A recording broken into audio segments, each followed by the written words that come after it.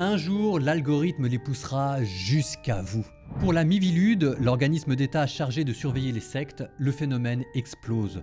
Plus 81% en 2013 jusqu'à 2021 et il n'a fait que s'accentuer depuis. Oubliez les grandes sectes auxquelles vous étiez habitués, celles-ci se coulent dans la traîne de l'évolution du marché et sont beaucoup plus insidieuses. Sites complotistes pullulant de reptiliens ou contenu généré par intelligence artificielle manipulant la Bible. Recherche de bien-être, naturopathie et stages de chamanisme avec des thérapies qui peuvent coûter parfois plusieurs milliers d'euros. Ou encore contenu ésotérique qui en ce moment explose sur TikTok. Ou bien recherche de radicalité, de religion, soif de Jésus. Il y a tout pour vous faire tomber. Depuis les pandémies du Covid et l'essor des réseaux sociaux, depuis la perte des repères traditionnels jusqu'aux techniques de manipulation que la psychologie étudie, un jour l'algorithme les poussera jusqu'à vous.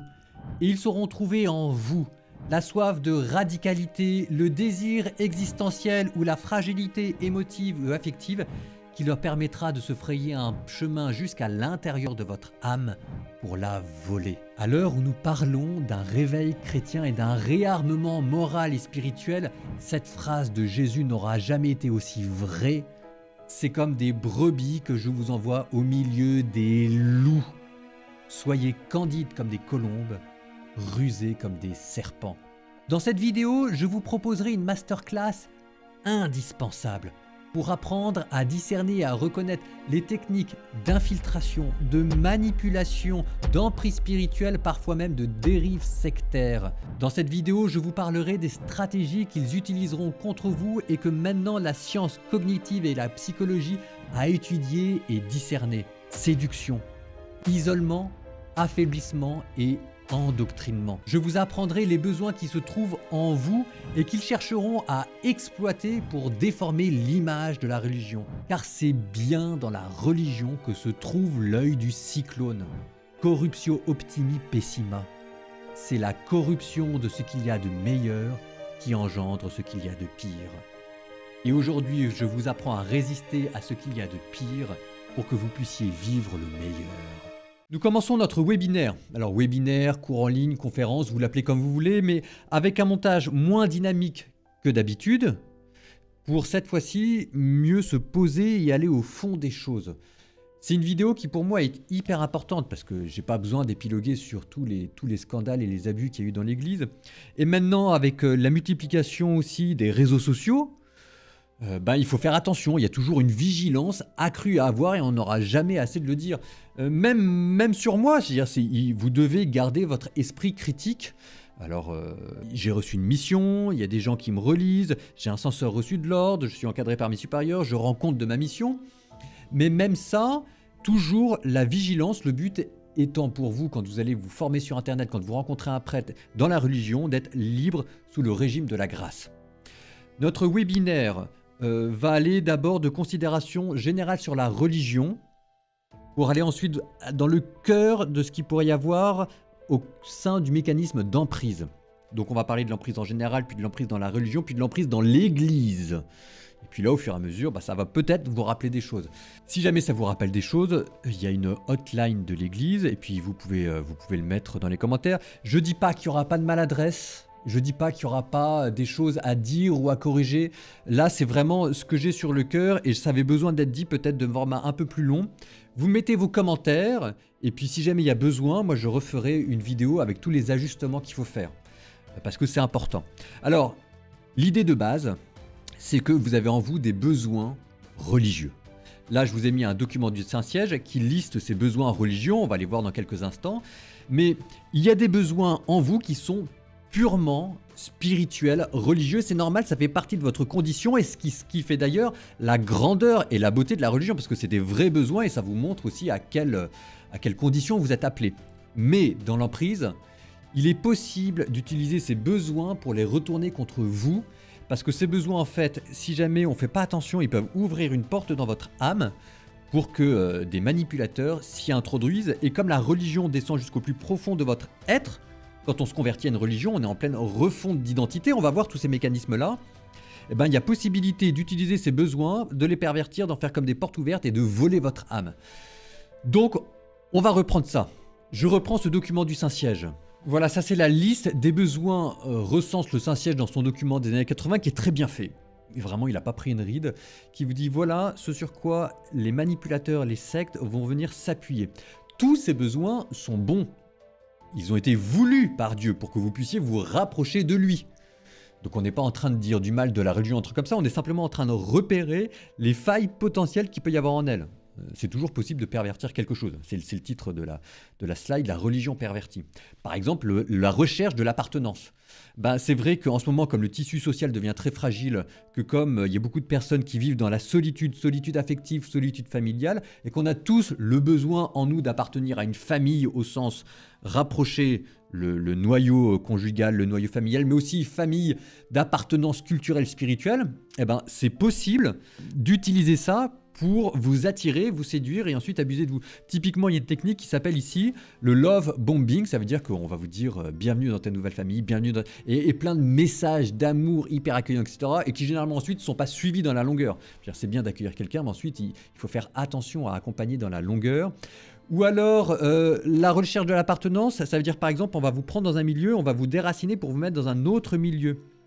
Donc vous pouvez penser à toutes les stratégies où on peut mettre du sacré, du rituel pour vous éloigner de vos proches, de vos familles. Ça peut être la nourriture, ça c'est une des techniques comme une autre. Hein. Ça peut être aussi la liturgie, en disant, bah voilà, une liturgie qui est propre à nous, et elle est valide que dans notre petit groupuscule.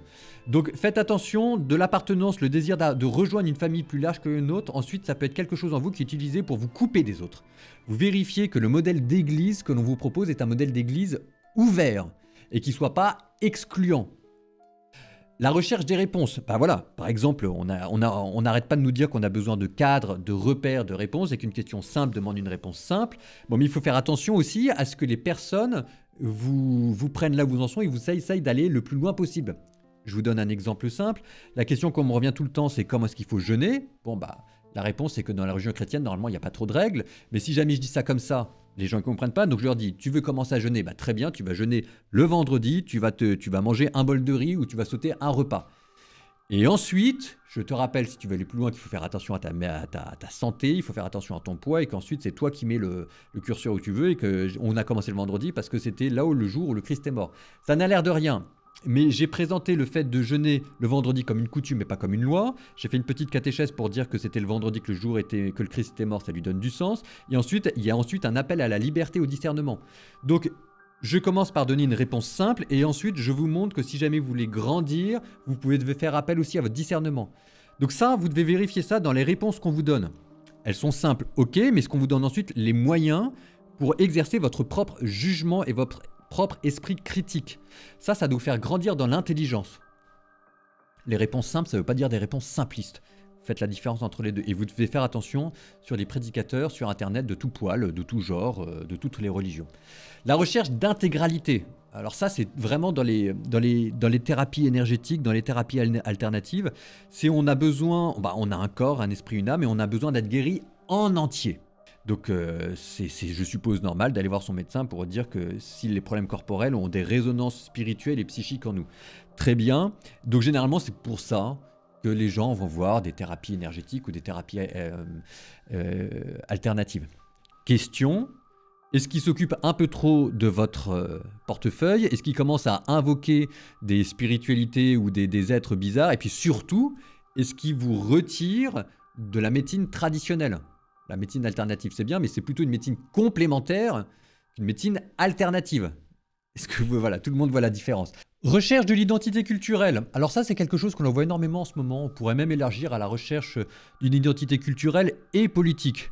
Vous avez ça dans le judaïsme, vous avez ça dans l'islam, vous avez ça aussi dans le christianisme, et c'est normal parce que ça fait partie aussi de notre condition. Dans l'islam, typiquement, ça vous donne des populations qui ont été déracinées d'un lieu d'origine, le Maghreb, pour arriver en France, qui sont en recherche spirituelle, et parfois on va chercher une identité culturelle dans la religion sans la patine de la tradition, et on va le rendre plus dur. Bon, de la même manière, dans le christianisme, à un moment, il y a une fragilité culturelle, sociale et politique, donc il y a beaucoup de personnes qui peut-être cherchent dans la religion un moyen de se positionner socialement. Ça vous donne la phrase, hein, pour ce qu'elle a de caricatural, mais comme on l'entend, je vous la donne. Hein. Je suis français, la religion française c'est le catholicisme, donc je deviens catholique. Bon. C'est très bien, il n'y a pas de bonne ou de porte mauvaise d'entrée dans la religion, et puis c'est des vraies questions qu'il y a derrière. Simplement, vous devez faire attention parce que vous devez sentir aussi que la politique, même dans l'identité culturelle, c'est le lieu aussi ouvert à beaucoup de formes de dérive et de manipulation. Donc, quelques règles. Vous devez sentir que le prédicateur en vous a plus de charité que de conviction. C'est hyper important. Et la charité, c'est pas la naïveté. Donc il y a un juste milieu dans tout ça à avoir. Et ensuite, on peut utiliser des phrases chocs sur les vidéos courtes parce que c'est le format qui veut ça, mais ensuite il faut être capable de justifier. Il faut qu'on vous montre qu'il y a une réflexion derrière et qu'on vous invite à réfléchir. C'est toujours la même chose, qu'on n'en reste pas à des slogans et à des questions simplistes. Le but étant de ne pas court-circuiter, mais plutôt d'aider votre discernement. Parce que le prédicateur dans la religion, il est d'abord prédicateur, il n'est pas politicien. Ça veut dire qu'on ne mélange pas le domaine politique avec le domaine religieux. Le domaine politique demande des arguments politiques, le domaine religieux demande des arguments religieux. Ça ne veut pas dire qu'entre les deux, il n'y a rien à dire, mais ça veut dire qu'on ne fait pas de court-circuit. Ça veut dire que là, c'est le domaine de la liberté, du discernement et de la réflexion. Le besoin d'être reconnu, d'être spécial. Et donc là, par exemple, on a tous, c'est normal, on a tous le besoin d'être aimés. Enfin, c'est pour ça que Dieu nous a créés. Donc, il nous a dit « aimez-vous les uns les autres ». Et tout homme est une histoire sacrée, comme dit le psaume. « Je reconnais le prodige, l'être étonnant que je suis. Étonnantes sont tes œuvres, Seigneur, toute mon âme le sait. » Donc c'est normal. Hein. Mais par exemple, est-ce qu'on va flatter en vous, dans certains groupes d'église, le fait d'appartenir à une élite morale? Par exemple, il y a le monde, puis ensuite il y a les croyants, et puis ensuite il y a les chrétiens, et puis ensuite il y a les catholiques. Et au sein des catholiques, il va y avoir plus de sensibilité, on va faire toute une hiérarchie. Ça existe chez les catholiques, ça existe chez les évangéliques, ça existe chez les musulmans, ça existe partout. Mais est-ce qu'on n'arrête pas d'insister et est-ce qu'on flatte le sentiment d'appartenir à une élite culturelle, donc à pouvoir juger les autres, donc à être au-dessus des autres, donc éventuellement à pouvoir transgresser les autres? Parce que finalement, parfois, c'est ce qu'il y a. Il y a la quête de la transcendance. La quête de la transcendance, c'est tout ce qui est mystique, tout ce qui est sacré. Ça, la mystique et le sacré, c'est à la fois le plus beau lieu, parce que dans la mystique, vous contemplez Dieu, et le sacré, c'est là où vous rendez un culte à Dieu, mais c'est aussi le moment où ça devient le plus facile de débrancher son cerveau. Le besoin d'une direction, ça c'est normal aussi, on a tous ce besoin-là. Le besoin d'avoir des conseils. Donc de trouver une figure de sagesse, de maître spirituel, c'est pas qui va faire le chemin à votre place, c'est même pas qui va vous pousser, mais c'est qui va vous donner des petits conseils pour vous dire va pas par là, j'ai déjà essayé, c'est pas terrible, etc. Bon, c'est normal. Mais une direction spirituelle ne peut jamais se faire au détriment de l'évangile et de la morale. Et donc là, par exemple, il y a des règles très claires. Dans la religion catholique, on interdit à quelqu'un qui vous dirige de mélanger ce qu'on appelle le fort interne, c'est-à-dire ce que vous pensez, la liberté d'opinion, avec le fort externe, ce que vous faites. Votre directeur de conscience n'a pas de pouvoir sur votre conscience. Ça, ce sont vos idées, ce sont vos sentiments, c'est le sanctuaire inviolable de la conscience. Et donc, il faut respecter la liberté des gens. Et donc, il y a des domaines de l'intimité dans lesquels on ne pénètre pas. Il y a des domaines de la pensée qui ne nous appartiennent pas, mais qui appartiennent à Dieu, et c'est sacré. Ça n'appartient pas au directeur spirituel. D'ailleurs, on préférera parler d'accompagnateur spirituel. Le besoin de vision. Le besoin de vision, c'est que ça, c'est toutes les révélations privées. Alors, l'exemple type, c'est l'Apocalypse. Vous avez découvert que dans l'Apocalypse, il y avait tel verset avec tel chiffre. Ça voulait donc dire que Jésus allait arriver d'ici 3-4 ans, et puis là, vous faites peur à tout le monde. Ou alors, vous allez vous réclamer d'une mystique obscure que personne ne connaît au XVIe siècle. Ou alors, vous allez dire que vous-même, vous avez eu un message de Dieu qui a été reconnu parce qu'il y a un archange qui est venu vous voir. Enfin, c'est hyper facile.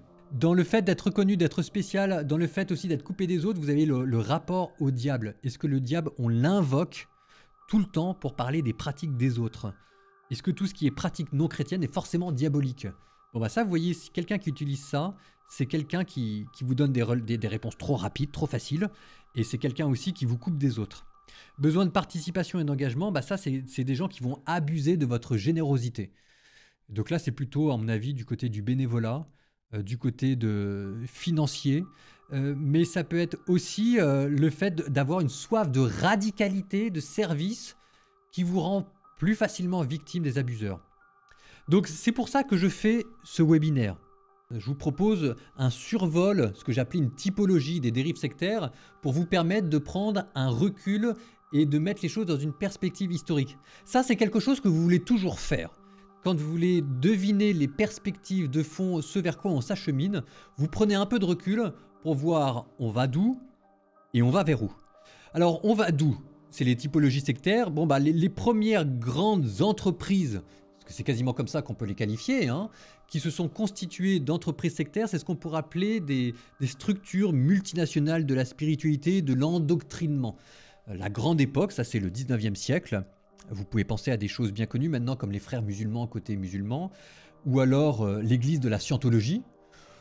On pourrait peut-être même mettre le mormonisme et les témoins de Jéhovah. Il peut y avoir des discussions là-dedans. Moi, c'est pas du même degré, mais quand même. Donc ça, c'était des sectes canals historiques qui se veulent rigoureuses, qui se veulent avec une communauté structurée, avec un corpus doctrinal cohérent. Bon, ça, c'était la première chose. Ensuite, pendant tout le XXe siècle, on s'est aperçu que les religions, les grandes religions abrahamiques pouvaient connaître des dérives sectaires importantes dans leur sein. Alors par exemple, côté musulman, bah, le phénomène bien connu du terrorisme, qui est un fanatisme où on va cultiver la soif d'absolu, d'aventure, en exaltant la violence comme manière de sacrifier pour offrir sa vie à Dieu, l'affirmation de soi. Hein. Mais vous pouvez aussi avoir du côté catholique toute une rhétorique de la mystique, de l'amitié et de la sexualité où on se mélange allègrement les pinceaux, ce qui vous a donné tantôt la pédophilie, ce qui vous a donné aussi des fondateurs profondément déviants, abuseurs. Alors l'exemple type, c'est les frères Philippe, hein, avec la communauté de l'Arche, avec les frères de Saint-Jean. Bon, et puis ensuite, fin du XXe siècle, deuxième partie du XXe siècle plutôt, vous avez eu ce qu'on appelle, là vous arrivez déjà du côté, un côté plus diffus, ce qu'on pourrait appeler des startups des sectes. Donc les startups des sectes, c'est par exemple toutes les sectes évangéliques qui diabolisent et qui n'arrêtent pas de parler du diable à tout va, qui proposent même, là j'en avais une, qui proposait des vasectomies à leurs pasteurs, où vous pouvez aussi avoir des choses plus exotiques parce que c'était la grande époque du New Age. Donc là, vous aviez des choses plus exotiques comme la secte Moon où à coup de Bouddha kitsch et de pratiques de méditation orientale, on reformatait le cerveau. La méditation transcendantale, la méditation zazen mal utilisée. C'était aussi la grande époque des ovnis, donc là vous avez la secte Raël. Généralement c'était plus là pour des questions d'argent et de domination. Bon, mais ça vous êtes déjà plutôt, vous sentez, du côté de la start-up qui réussit. Et puis ce qu'il y a de nouveau depuis le Covid et depuis les réseaux sociaux, c'est que là, les phénomènes sectaires ont trouvé un nouveau champ d'application qui se déplace plus du côté des relations personnelles. Et ça, c'est la grande tendance de fond. C'est-à-dire qu'on va du côté des grandes organisations vers des relations entre personnes, plus personnelles, plus individuelles, mais qui sont plus abusives. Donc là, vous avez toute cette littérature qui a explosé sur les pervers narcissiques, alors à mettre avec beaucoup de guillemets parce qu'on l'utilise à tort et à travers, mais ça vous montre bien que maintenant on a conscience d'un problème accru au niveau des relations interpersonnelles, quasiment contractuelles. Là. Ça veut dire que là, vous allez avoir les coachs en médecine alternative, en thérapie énergétique, en chamanisme. Voilà, donc là, par exemple, on avait dans le Morbihan un jeune de 25 ans qui était mort au cours d'un stage de survivalisme parce qu'il avait ingéré une plante que son gourou lui disait de manger qui était toxique. Vous avez par exemple aussi tout ce qui est le jeûne extrême, le crudivorisme. Enfin bon, ça peut partir dans tous les sens, du côté du bien-être, du côté du coach, naturothérapie, énergétisme, etc. Et ça, c'est en plein boom. Alors, ça se place dans un cadre quasiment contractuel, mais à l'intérieur, vous avez les mêmes phénomènes de manipulation. Alors, les causes actuelles de tout ça, c'est que... Pourquoi ça explose depuis le Covid ? Ça explose depuis le Covid parce que il y avait déjà une méfiance envers les grandes institutions. Le gouvernement, le système de santé, mais il y a eu un déficit de communication et des erreurs, voire des intrusions dans le domaine de la vie privée des gens, avec des choses qui étaient quand même très étonnantes. Enfin, c'est-à-dire ce confinement qui a duré je ne sais pas combien de temps, avec des étudiants qu'on a interdit de voir leurs confrères pendant des mois entiers, avec aussi cette histoire du vaccin. Le vaccin, vous pouvez en penser ce que vous voulez, mais le vaccin, c'est quand même une pratique intrusive, et donc c'est développé tout un complotisme, toute une exacerbation de la défiance vis-à-vis des institutions traditionnelles. Ça existait déjà, cette méfiance vis-à-vis des institutions religieuses, Mais là, ce qui est étonnant, c'est de voir que tout d'un coup, le gouvernement et même la science, les universités, découvrent que la méfiance n'est pas uniquement vis-à-vis des églises, ça peut être aussi vis-à-vis du gouvernement, vis-à-vis de l'université, vis-à-vis des hôpitaux. Donc toute une inflation d'un discours complotiste. Vous avez aussi les réseaux sociaux qui ont explosé.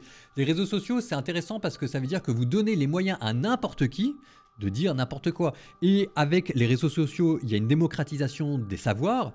Donc il suffit de taper formation, apprendre à persuader et à manipuler son auditeur et vous avez les 5 tips YouTube qui arrivent. Vous avez aussi l'essor des études psychologiques. Alors les études psychologiques, c'était fait pour guérir les gens victimes, comprendre le mécanisme de la sidération, de la compensation émotionnelle, etc., de la décompensation émotionnelle. Mais ça, c'est aussi de la littérature que vous donnez gratuitement aux abuseurs. Donc Covid, complotisme, réseaux sociaux, démocratisation du savoir et aussi, vous pouvez rajouter à ça, déracinement culturel. Déracinement culturel, je prends un exemple simple, mais l'islam en Égypte, c'est pas le même islam qu'en France. Pourquoi? Parce qu'on a déraciné des populations musulmanes qui sont venues en France, et comme elles n'avaient pas leurs racines et leurs traditions, et ben en fait, elles ont cherché elles-mêmes à refonder leur islam, et généralement, ça se fait avec plus de radicalité et de dureté, parce que vous n'avez pas la patine des siècles. Vous ajoutez aussi à ça les fragilités psychologiques accrues parce que la sphère familiale est devenue très fragile, que vous avez aussi une perte des liens de socialisation dans le tissu associatif, dans le tissu amical. Donc en fait, les gens souffrent de solitude, ils souffrent de solitude affective et ils vont chercher un groupe d'appartenance. Donc ça explique pourquoi est-ce que non seulement c'est en train d'exploser, mais aussi vers quelle direction on s'achemine, à savoir vers des phénomènes de manipulation qui sont de l'ordre beaucoup plus interpersonnel. Alors, ça a explosé, hein, c'est le bilan de la Miviludes. Donc 86% entre 2015 et 2021. 86%. Vous avez eu 3000 signalements en 2020, dont plus de 600 qui étaient sérieuses. Et pour la seule année 2022, qui était quand même un record, mais quand même ça mérite d'être dit, plus 22%. Donc quasiment plus un quart. Donc c'est vraiment, ça explose. Vous regardez par exemple le nombre de médiums en France. Enfin, la médiumnie, c'est quand même le lieu par excellence où vous manipulez les gens. Bon, ça se compte en centaines de milliers maintenant de médiums. On considère qu'il y a plus d'une dizaine de médiums pour des prêtres en France. Donc, ça s'achemine vers ça. Alors, c'est ce que je vous disais. Le bilan de la Miviludes vous dit que c'est principalement dans le domaine du bien-être qu'il peut y avoir des dérives sectaires, des emprises et de la manipulation.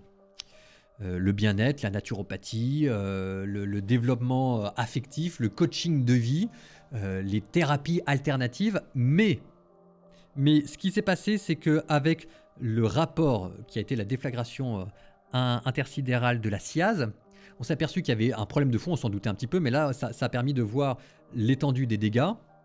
Peut-être qu'il faudrait refaire cette étude pour l'affiner, parce que bon, à titre personnel, j'ai quand même une ou deux questions là-dessus, mais ça change rien à l'ampleur catastrophique du problème, et qui vous dit que s'il y a énormément de dérives sectaires dans le domaine du bien-être, en tout cas l'œil du cyclone, là où ça fait le plus de dégâts, c'est dans les religions. Et en fait, il y a des réponses, il y a des raisons assez simples, on va voir ça tout de suite.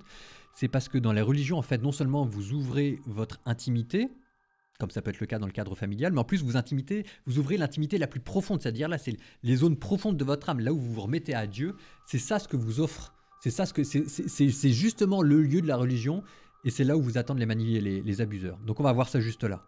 Alors, l'œil du cyclone, la religion. La religion est la plus belle des choses, hein. Mais c'est là où on peut faire le plus de dégâts. C'était ce que je vous disais, le fameux adage, mais qui est très très beau. Corruptio optimi pessima, la corruption des plus corruptio optima pessima, la corruption des plus belles choses vous donne les choses les pires. Ça, généralement, on l'applique au diable, qui était la première des créatures, et qui en se corrompant devient la pire des créatures. Bon, alors, ce qui est intéressant de voir, c'est que la Bible le sait, ça. C'est que comme s'il y avait un fantôme qui hantait la Bible. Un cadavre qu'on n'arrivait pas à cacher même en tournant les pages les unes après les autres. C'est-à-dire la figure du prêtre pervers, du religieux manipulateur, c'est quelque chose que vous trouvez du début à la fin de la Bible, pour vous mettre en garde. Au début, ça vous donne Cain et Abel. Cain, c'est quand même quelqu'un qui tue son frère à l'issue d'un sacrifice religieux. Et à la fin de la Bible, ça vous donne l'Apocalypse, la figure de l'Antéchrist qui va instaurer une nouvelle religion mondiale pour asservir les gens. Et au milieu de ça, vous avez les pharisiens. Les pharisiens, donc c'est un nom hébreu qui vous dit les pérouchim, les séparés. la secte, quoi. Donc des religieux ultra intransigeants, rigoristes, contre lesquels Jésus s'est élevé, mais il a passé son temps à s'élever. C'est eux les véritables ennemis de Jésus. Et ils dénoncent leur hypocrisie et leur manière de ramener les choses à leur avantage, comme s'ils avaient un agenda politique et religieux qu'ils voulaient utiliser Dieu pour le légitimer. Il ne faut pas oublier que... Alors il y a la différence entre la Bible et ce que nous on a vécu actuellement. C'est que ce qu'on a vécu actuellement, c'était que ces prêtres, ces abuseurs faisaient des ravages parmi les laïcs, alors que dans la Bible, ceux qui se les prennent de plein fouet, normalement, ce sont les bons prêtres, ce sont les prophètes. Que là, on a manqué de prophétisme, on a manqué de bons prêtres qui dénonçaient les choses. Ce qui s'est passé, c'est qu'il y a eu un oubli récent, où au fur et à mesure que la religion en France perdait de la vitesse, avec un phénomène d'apostasie massive, le nombre de personnes qui ont quitté la religion, vous avez l'Église a cherché, elle a changé de fusil d'épaule. Avant, elle était dans un discours qui était assez tranché, et là, pour se rendre plus attractive, je suppose, on a essayé de jouer sur la corde de la naïveté et de la bienveillance, oubliant que les pervers, les manipulateurs, ça existait. Le dernier exemple que j'ai de grande dénonciation, c'est un film très très beau d'ailleurs qu'il faut avoir vu en noir et blanc, c'est La Nuit des Chasseurs. Et alors après, donc ça, on a redécouvert ça. On a redécouvert ça avec la SIAZ. Vous avez eu pas mal d'études psychologiques qui sont arrivées. Alors là, je me base pas mal sur les travaux de l'ACAD qui avait fait un séminaire, un webinaire dans lequel il faisait intervenir des théologiens, des psychologues, des juristes, etc. Ça vous montre à la fois la genèse de l'abuseur et la genèse de la victime, ce qui va nous permettre d'arriver à pourquoi est-ce que c'est dans la religion qu'il y a les pires dégâts. Genèse psychologique de l'abuseur, donc ça c'était cette question de la faille narcissique. Je ne vais pas trop aller là-dedans, mais ce qu'il faut voir, c'est que de la part de l'abuseur, il y a un problème de considération personnelle et qu'il a besoin, mais un besoin viscéral, c'est-à-dire que si jamais il ne l'a pas, ça le met en danger de mort. Il a un besoin d'être admiré. C'est parfois inconscient, c'est parfois pas de la manipulation au sens d'une stratégie voulue, déployée, etc. Mais c'est en gros où il est admiré, ou bien il va en mourir parce que dans la genèse de sa psyché, quand il est un enfant, il y a des choses qui ont eu des problèmes. Donc là, on pourrait regarder au niveau des stades, le stade où vous existez en fusion avec les autres, ensuite où vous découvrez les objets, ensuite où vous découvrez votre propre personne, et ensuite où vous découvrez les personnes autour de vous. Bon, si jamais vous avez un blocage là-dedans, il y a une faille narcissique qui va ensuite faire de cette personne-là quelqu'un qui va rechercher le pouvoir, la domination pour compenser une faille. Jeunesse psychologique de la victime, c'est-à-dire que... Alors ça, on va regarder après. Je vais juste aller rapidement là-dessus parce qu'on a tous des besoins en nous. Que la religion, normalement, prend en compte et auxquels elle donne une réponse. Ça peut être plus de solidité intérieure, ça peut être une soif de radicalité, ça peut être chercher une transcendance, tout ce que vous voulez, mais il y a une demande de la part de la victime.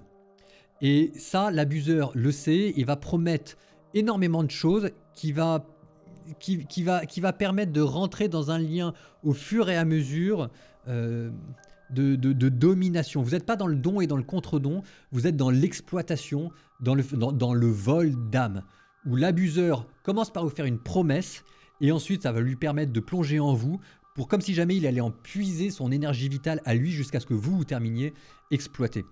Le fondement anthropologique de tout ça, du côté de la victime, le fondement anthropologique, c'est qu'en nous, il y a un besoin. Nous sommes des créatures, on a besoin de s'ouvrir vers un principe qui nous dépasse, c'est la quête des origines. Mais la quête des origines avec un O majuscule, quoi. C'est le principe, c'est d'où on vient et où on va, parce qu'on sait bien qu'on ne peut pas se suffire en nous-mêmes et que nous sommes dans une situation de dépendance.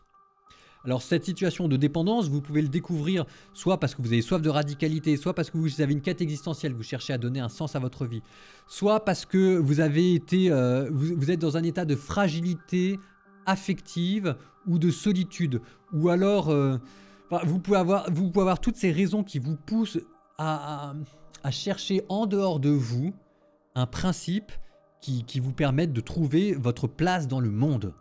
Et on a besoin de ça. On est des créatures. C'est ce que dit le proverbe, hein. C'est ça le fondement de l'humilité. L'humilité, c'est savoir que non seulement nous sommes des créatures, mais en plus il faut aimer cette condition. Donc la base de tout ça, c'est que nous sommes des créatures et que par humilité, on a besoin de s'ouvrir à quelque chose qui nous dépasse. Et ça, c'est le mécanisme de la confiance, de la foi.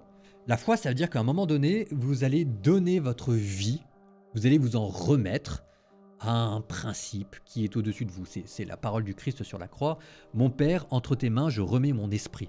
Et donc là, vous plongez dans la fine pointe de l'âme, à l'endroit, c'est vraiment ce qu'il y a de plus profond en vous. C'est le sanctuaire normalement inviolable de la conscience, mais dans lequel vous êtes en vis-à-vis de Dieu. Et le manipulateur le sait. Le manipulateur le sait et c'est là qu'il vous attend. Il sait que c'est ce que vous cherchez parce que dans la religion, c'est justement le principe de la religion que de promouvoir cet acte de foi. Donc le manipulateur, en vous promettant un acte de foi encore plus beau, se tient exactement aux racines les plus profondes de votre âme et là va déployer toutes ces stratégies là que l'on va voir pour, de manière très simple, prendre la place de Dieu. Dans la Bible, hein, c'est ce qu'on appelle l'idolâtrie, ça veut dire que l'orgueil, ça veut dire, voilà, l'orgueil plutôt que l'idolâtrie, là, pour prendre les termes exacts. L'orgueil, c'est quand vous prenez la place de Dieu, que les autres vous adorent, au sens religieux d'un terme. C'est ce qu'on appelle l'abus spirituel. Vous savez que vous avez plein de types d'abus, hein. Vous avez l'abus de confiance, vous avez l'abus de pouvoir, vous avez l'abus financier. Donc ça, c'est dans toutes ces... On parlait des dérives dans le coaching de vie, dans les thérapies énergétiques, etc. Bon, le grand abus dans la religion, c'est l'abus spirituel. Alors, c'est pas pour dire que les religions sont mauvaises, mais c'est pour vous dire, c'est pas étonnant en fait qu'il y ait des désastres et des dérives, etc. Parce que les religions attirent les abuseurs en leur donnant une institution où elles peuvent être respectables, ou en plus ce sont des institutions qui attirent les gens en soif d'absolu ou avec des fragilités intérieures, et parfois même de bonne foi les abuseurs veulent les aider, donc elles attirent les victimes. Elle attire les abuseurs et en plus elle met au centre de tout ceci la foi.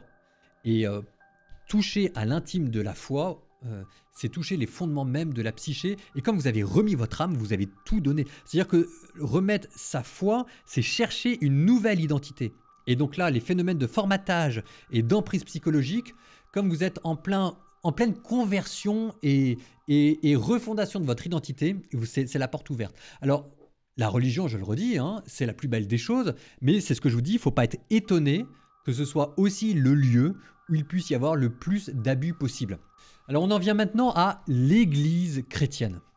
Parce que, enfin, vous voyez, comment est-ce qu'on passe de l'endoctrinement et des techniques de manipulation en général, coaching, thérapie, etc., pour arriver dans l'œil du cyclone qui est la religion, parce que dans l'œil du cyclone, vous remettez votre âme, vous ouvrez l'intimité, la fine pointe de votre âme à un moment crucial de votre formation identitaire, ce qu'on appelle le processus de la conversion, au moment où vous vous ouvrez à quelque chose et l'abuseur vous attend là, pour ensuite maintenant arriver de la religion à la religion chrétienne.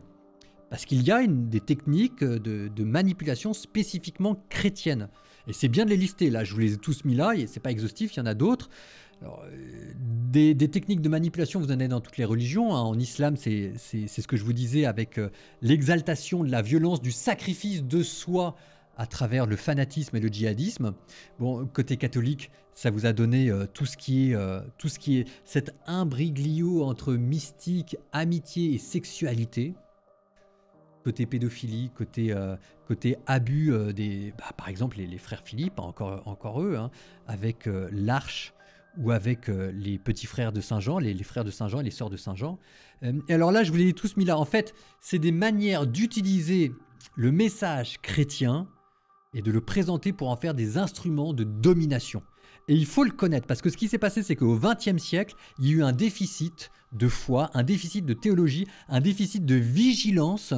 Et au nom d'une certaine bienveillance, au nom d'une volonté de croire dans les miracles et dans le fait que Dieu allait nous aider, on a réapproprié le mot de charisme pour maintenant l'utiliser et en user et en abuser. Ou ensuite, pour essayer de se rendre plus attractif, on a essayé de jouer les gens bienveillants, ce que nous sommes d'ailleurs, mais enfin, ça s'est traduit parfois par une certaine forme de naïveté. Et donc là, je vous ai listé tous ceux qui, dans l'Église maintenant, demandent une vigilance supplémentaire. La notion de charisme, c'est quand même quelque chose qui est utilisé absolument par tout le monde. Et en fait, le charisme, c'est quelque chose qui est censé vous donner une autorité qui ne dépend pas de l'institution. En tout cas, c'est souvent comme ça que c'est présenté. Alors généralement, normalement, il faut que l'institution vienne confirmer le charisme. Mais précisément, le charisme, c'est aussi ce qui échappe ou ce qui excède, voilà plutôt. Le charisme excède l'institution dans le sens où le charisme, normalement, fonde l'institution quand elle tend à se stabiliser dans la charité. Voilà, le charisme, c'est la charité en acte qui ensuite, par la force des choses, tend à se stabiliser par amour du prochain et de Dieu dans des formes d'institutions reconnues. Bon, mais là, vous avez le charisme, c'est un moyen de faire un court-circuit parce qu'en fait, le charisme, ça veut dire que vous concentrez sur une personne le pouvoir. Là encore, on est dans la religion. La religion, vous avez des lieux qui sont sacrés, vous pouvez avoir des plantes qui sont sacrées, et là, vous pouvez avoir des personnes qui sont sacrées. Et avec le charisme, vous donnez un moyen aux personnes de se revendiquer comme sacrées, avec en plus, dans la religion catholique, la sainteté, où là, vous avez quand même des personnes qui vont apparaître comme des saints aux yeux de tout le monde. Ça, c'est ce que vous disait Jésus. Hein. C'est les faux prophètes qui viennent à vous déguisés en brebis, alors qu'à l'intérieur, ce sont des loups voraces. Simplement, ce sont des loups qui sont discrets. On n'arrive pas à voir les drames qu'ils font. Donc, la notion problématique de charisme, qui a besoin d'être régulée. Je note d'ailleurs que dans la théologie catholique, le mot de charisme n'existait pas avant le XXe siècle. Avant, on parlait de grâce gratuitement donnée pour l'édification du prochain. C'est moins sexy, je vous l'accorde, mais enfin voilà. La miséricorde et la justice. L'inflation sur le terme de miséricorde.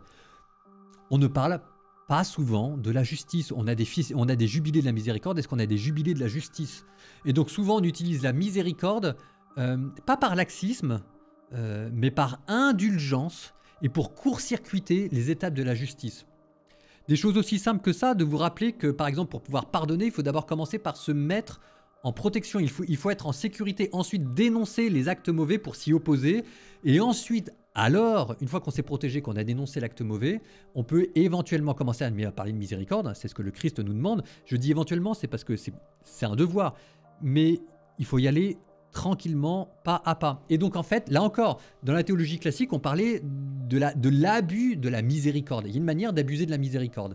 La miséricorde, c'est pas quelque chose qui s'accorde comme ça sans l'oublier. On n'arrête pas de parler de la miséricorde, il faut pas juger. Et c'est ce que j'ai dit, le jugement et la médisance, ça c'est encore autre chose. C'est que dans le christianisme, les péchés de langue sont mal vus. Et donc quand vous allez vous mettre à juger votre supérieur, est-ce que vous le faites par justice, ou est-ce que vous êtes en train de calomnier le fondateur? Et donc généralement les fondateurs pervers vont se présenter comme des victimes pour dire, ça c'était encore les frères Philippe, pour se présenter comme des victimes d'un complot de médisance, typiquement des gens soit de gauche qui n'aiment pas les gens de droite, les gens de droite qui n'aiment pas les gens de gauche qui n'aiment pas les... Enfin bon bref, vous avez compris quoi. Et vous mettez au centre d'un complot pour vous dire, ah oui mais moi je suis jugé, on s'attaque à ma personne parce qu'en fait je propose un idéal que les gens n'aiment pas. Je vous ai parlé de l'asymétrie morale. L'asymétrie morale aussi, c'est l'inflation de la culpabilité. Vous cherchez à faire culpabiliser les gens. Donc là, c'est encore une autre technique. C'est par exemple, quelqu'un vous fait une crasse et vous mettez en colère. Quelqu'un vous fait une crasse, quelqu'un vous met une main sur la cuisse ou un truc comme ça et vous mettez en colère, etc. Et une technique classique consiste à dire bah oui, mais regarde comment toi tu as réagi, c'est normal que moi je me sente mal. Et donc là, vous mettez en parallèle un acte grave avec une réaction qui était violente et qui est perçue comme un péché alors qu'en fait elle était juste normale. C'est ce qu'on appelle dans l'évangile la paille et la poutre.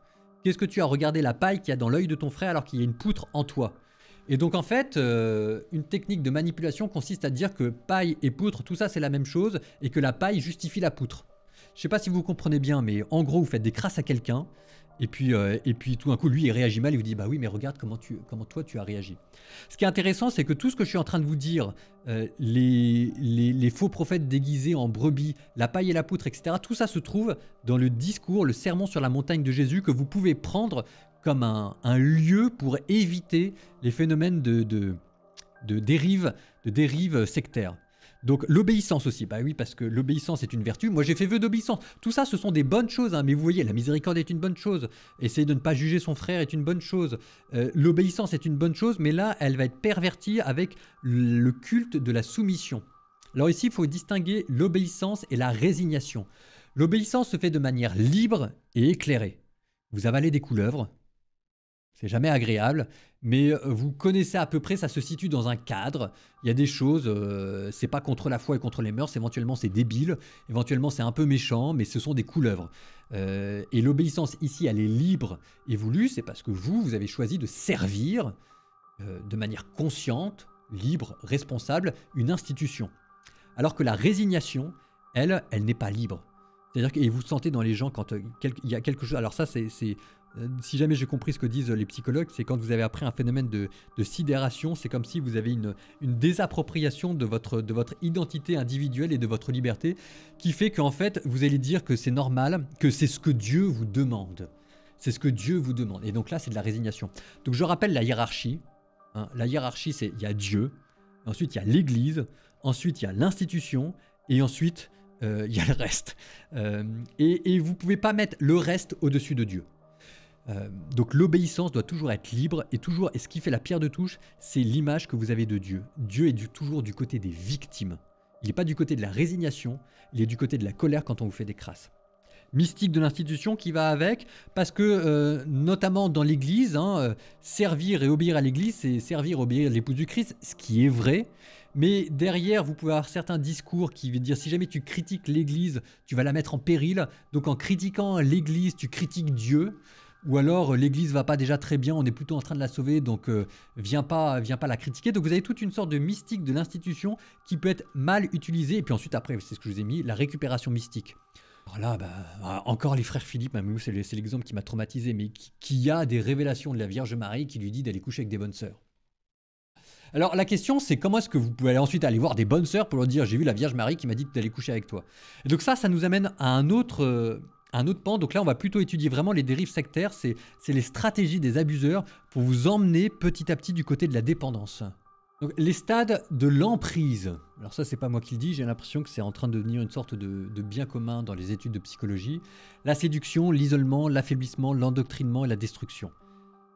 La séduction, vous pensez pas tout de suite ici à la séduction physique, même si ça peut jouer, mais ça peut être la séduction, par exemple, on parlait du charisme, sur le fait d'être présenté comme quelqu'un d'extraordinaire, sur la séduction aussi dans le fait que vous allez proposer des réponses parfois simples à des questions compliquées, où vous allez proposer aux gens de trouver une place dans le monde, vous allez leur proposer un mieux-être, ou alors vous allez leur proposer de redécouvrir leur religion, ou de vous présenter comme un réformateur, ou de vous présenter comme un rempart face à l'adversité et à tout ce qui s'abat comme scandale sur l'Église. La séduction aussi, c'est avec le charisme, c'est aussi au niveau de la mystique. La séduction, c'est que vous allez vous présenter comme ayant une familiarité avec Dieu. Que évidemment vous n'avez pas voulu, que vous n'avez pas souhaité, qui vous est juste tombé comme ça. Et donc ça va vous rendre attractif aux gens, parce que pour peu en plus que vous soyez dans une position institutionnelle de pouvoir, pasteur, prêtre, les gens, vous allez leur proposer en fait de se rapprocher de Dieu à travers vous. Et donc là, vous êtes en train de concentrer sur vous une sorte d'aura sacrée. Et la religion fonctionne avec le sacré. Bon, séduction, donc soit par le message, soit par vos pouvoir, soit par vos révélations, soit par le fait que vous occupez une place qui est indispensable dans l'Église pour qu'elle survive, tout ce que vous voulez. Et les gens vont venir vers vous pour trouver ça. Ensuite, une fois que vous avez attiré à vous les personnes, vous allez tenter de les isoler. Alors les isoler, dans la religion chrétienne, il y a plusieurs techniques. Dans la religion musulmane, généralement l'isolement, c'est un isolement au niveau culinaire. Vous n'avez pas le droit de manger n'importe quoi, etc. Donc ça vous coupe du reste de la population.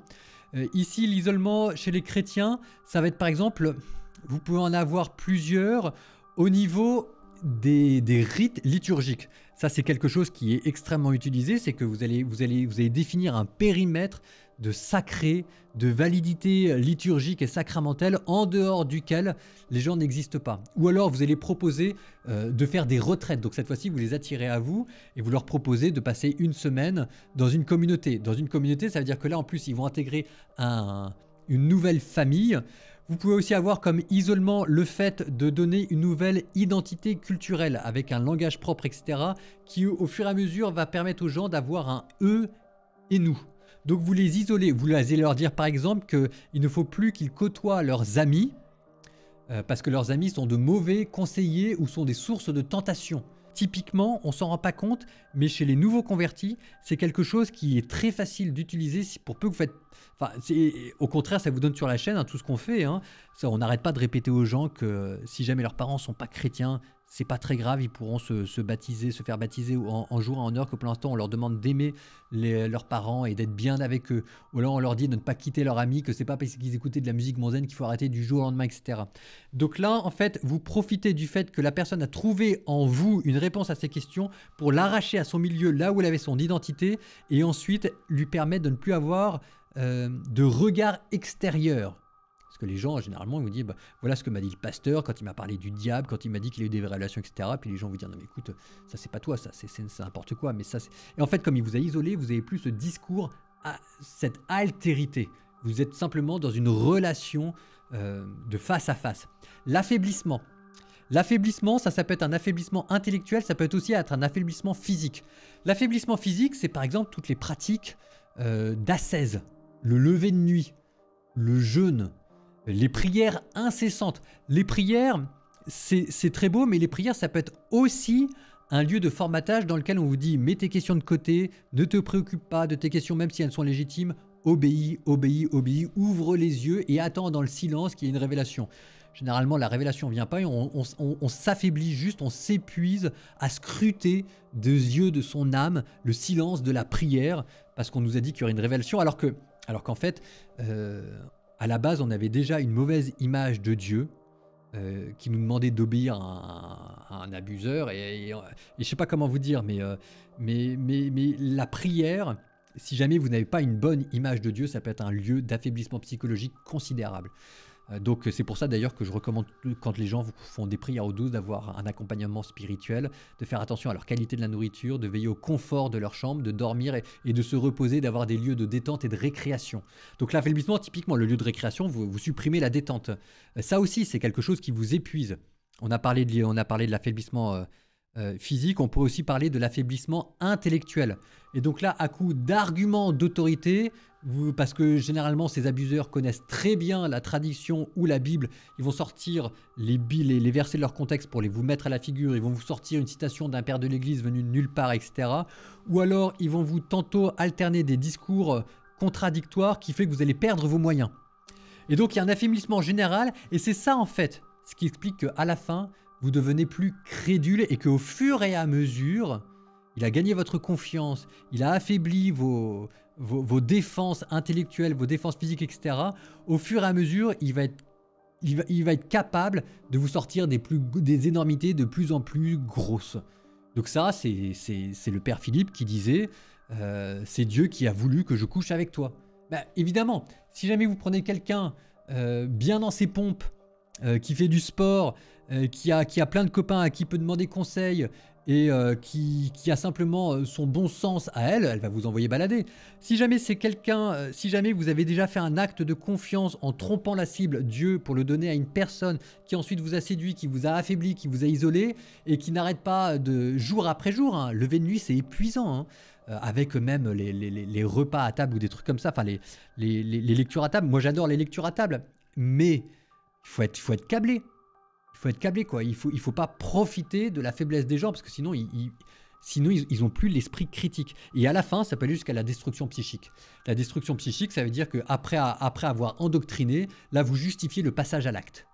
Justifier le passage à l'acte, ça peut être un abus financier, ça peut être un abus sexuel, ça peut être tout ce que vous voulez. Et donc là, en fait, la personne, parce qu'elle est dans un état d'affaiblissement, d'endoctrinement, vous lui avez enlevé les moyens de réagir et de comprendre ce qui se passait. Donc ça va se traduire par un traumatisme psychologique.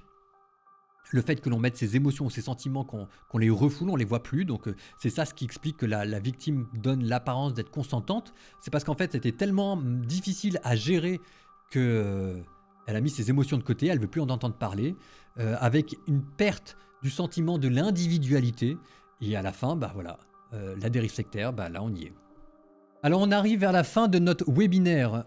Il manque une partie qui serait sur « et après ». Comment guérir les victimes, comment prévenir le mal, comment guérir les institutions des abus systémiques qu'il y a en son sein. Alors là, le mieux que je puisse faire, c'est vraiment une question qui est peut-être encore plus importante que la première. Mais pour l'instant, le mieux que je puisse vous dire, c'est de vous reporter au webinaire sur l'ACAT, l'association chrétienne pour l'abolition de la torture. J'avais aussi trouvé un très très bon webinaire en anglais de quelqu'un d'un psychologue. Ça s'appelait Loving After Betrayal, aimer après la trahison. Parce qu'en fait, on n'en a pas parlé, mais tout ceci peut être vécu comme une forme de trahison. On a trahi Dieu, on a trahi la religion, on a trahi votre confiance, on a trahi votre intimité.